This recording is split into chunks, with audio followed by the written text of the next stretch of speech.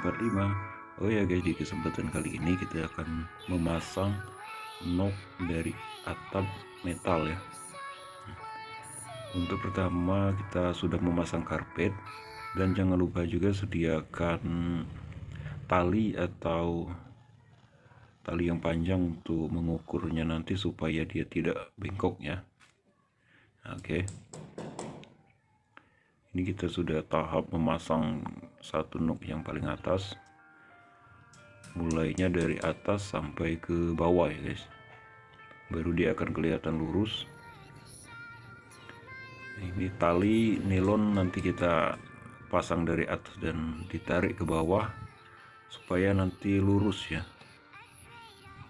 dan hasil kita bisa maksimal.